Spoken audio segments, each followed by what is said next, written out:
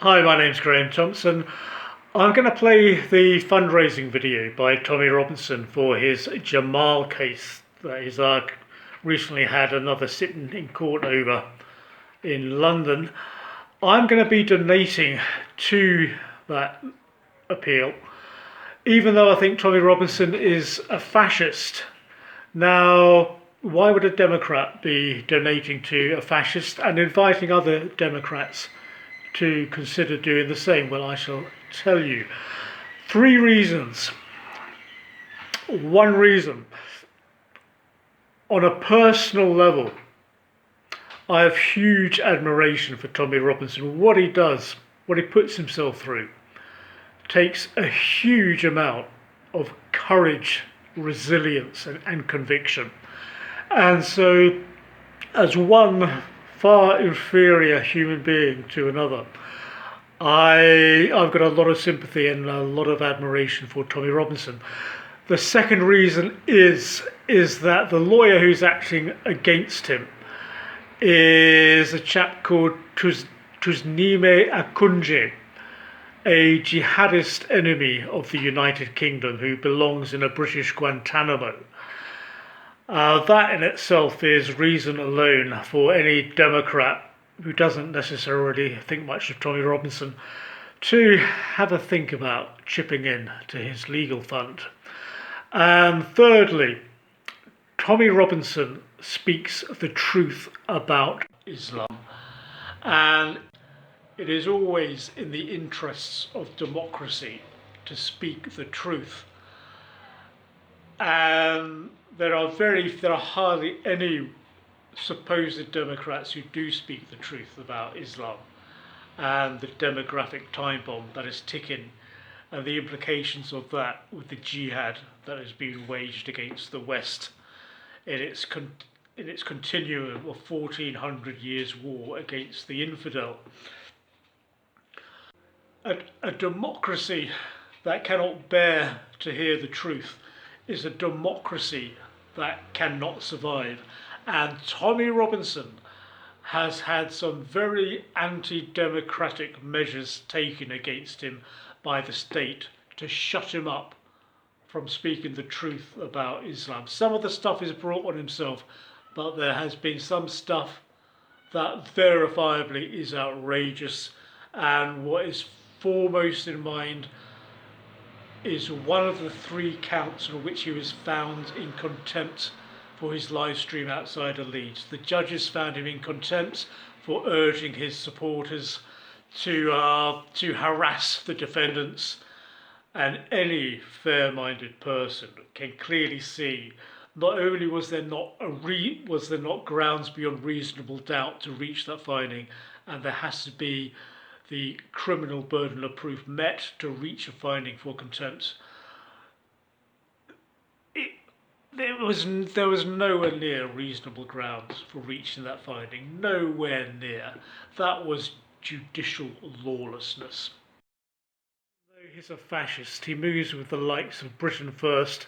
And while I see Tommy Robinson as a fundamentally decent man who has concluded that dictatorship is the way to reverse Islamisation, the likes of the people he moves with, like Paul Golding, are just unadulterated evil as far as I'm concerned. But it's always in the interests of a democracy to speak the truth, and Tommy Robinson speaks the truth about Islam. And I will be donating. Before I play his appeal video, one other thing I'll mention is that over 3 months ago now, Tommy Robinson was going to release a documentary called Shalom about a British Jew called Yisrael Shalom, who apparently was persecuted to death by Islamists in Enfield. And 3 months later, that is still not out without, to my knowledge, any explanation why. I would guess that the explanation for that is that Tommy Robinson's bedrock financial support is Nazi. And he does not want to offend his bedrock and lose donors by putting out Shalom. His bedrock support, they clearly do not like the fact that he's not anti-Semitic or racist even, but they see him as one of their own, and that when push comes to shove, when the demographic Muslim time bomb blows up and we're in civil war, that he'll be fighting it alongside them and he will throw the Jews under the bus. And I think they're right about that. But we're not yet there. Hopefully Tommy Robinson's truth-telling will be one of the things that will wake up our democracy to take the measures that we need to reverse Islamization. In the meantime, I'm chipping in. If you consider yourself a Democrat, have a listen to what Tommy Robinson says, bearing in mind this prattling of my own, and think about doing the same yourself. So I'm in court on Thursday. I'm in court on the 12th, I'm in court on the 24th, I'm in court on the 2nd. This is continued campaign of, rather than warfare, it's lawfare, okay? I'm in court on Thursday for the Jamal case at the High Court. Now, my argument has been, I'm being sued by a Syrian refugee. Syrian refugee, I'm being sued for defamation. My costs so far, which are what are building up and in this case, so far at £91,000. I've got a bill to pay of £50,000 by Thursday. These costs just keep going up and up. And whilst my costs are going up on one side, their costs are going up on the other. Now, what I've currently been saying, you may remember that when I was served these legal papers, their solicitor sent a red-haired Antifa extremist to my children's home. You'll see him here pictured outside there.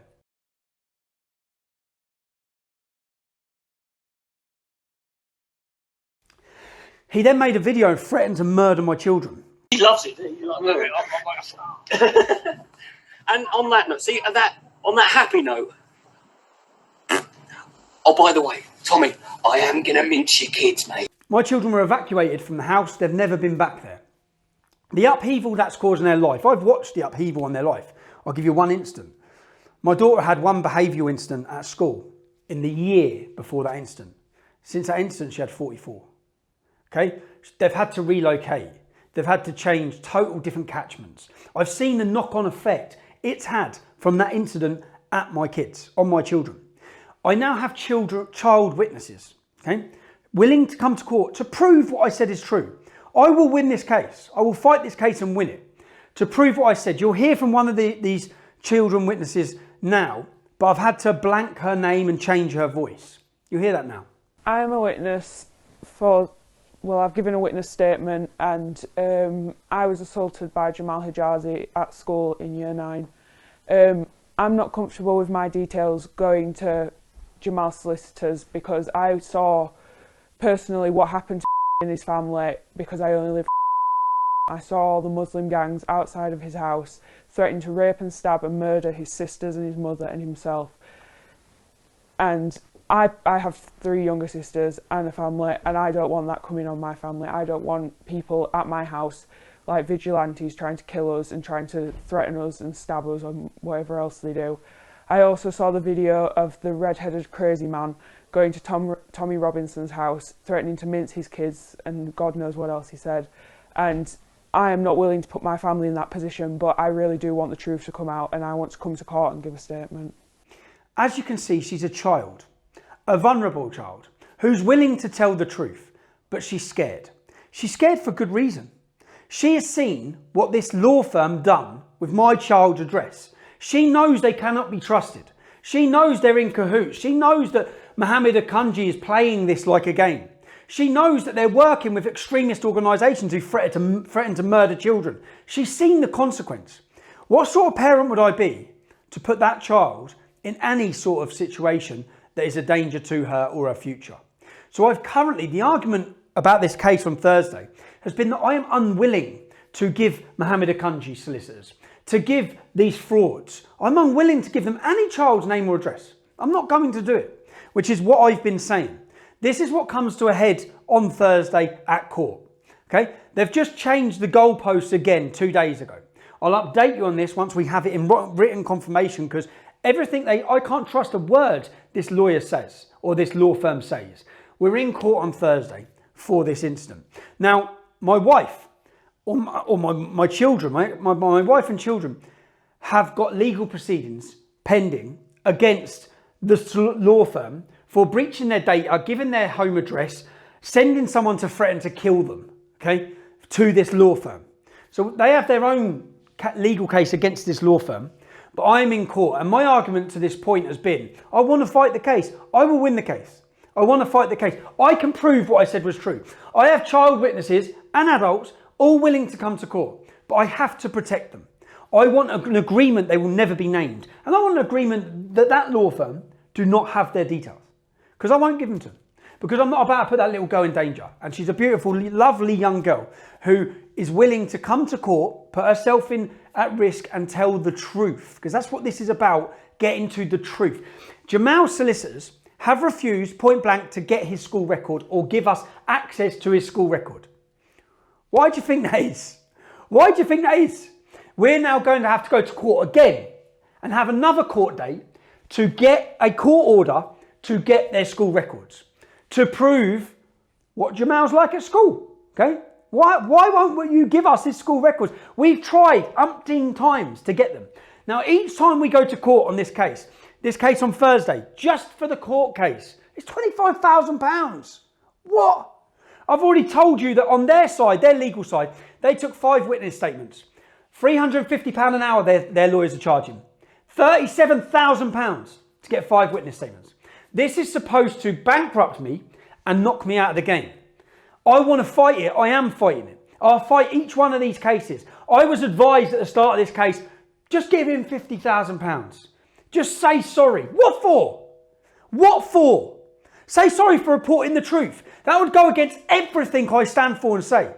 And then I've got them wanting to pursue and absolutely bankrupt me for refusing to say sorry. And why should I say sorry when what I said was the truth? If I was to bend on this case, but to fight this case, unfortunately, I need support. I need help to be in a position to fight it. So I'm in court on Thursday. Anyone who has already supported me, I thank you. These cases are just going like that. I didn't expect another case on the 2nd of April. I didn't expect for restraining a paedophile who has molested my daughter to be put in court myself. So that's another case that's coming up that I'm going to have to fight. It's never ending. And as I said, I don't know if I said at the start of this, it's not warfare, it's lawfare. They tie you up in knots. They look at every way they can take you down. This is their latest way. I'm aware, or you may be aware, of other people who have launched new legal proceedings against me, apparently. Yeah? I'll make one thing clear. I'm fighting this case on a principle issue. I want to win this case. All of their legal fees that are stacking up on their side, yeah? I'm not going to crowdfund or ask people to pay their legal fees. They're not getting paid, okay? I don't own an asset. I am asset. I'm a straw man. I don't know what these lawyers, they're sitting there and they're all arguing about who's paying whose costs. I'm not paying your costs, yeah? I'm fighting my case. You hit me with £346,000 cost or £100,000 compensation to Jamal. It ain't getting paid. Not by me, it's not. And I'm certainly not going to crowdfund any of my supporters to pay your legal fees. It's not going to happen. So we're fighting this case. I want to win the case. If I win the case, their insurance have to pay all of this back anyway. But I need to make sure that young girl's protected. So I thank you for listening. I'm giving you an update. I'll give you another update from outside court. Ezra Levant is flying over to cover the case because we can't rely on the mainstream to tell us anything. You've seen now that I've got witnesses. I've got multiple witnesses. It's just that I have to do the principal thing to protect those children against these frauds, because that's what they are. They're total frauds. They're frauds, they're sharks, they're working with extremists, they're handing out addresses. It's all an intimidation campaign. But I thank you, anyone who has supported me, I thank you wholeheartedly.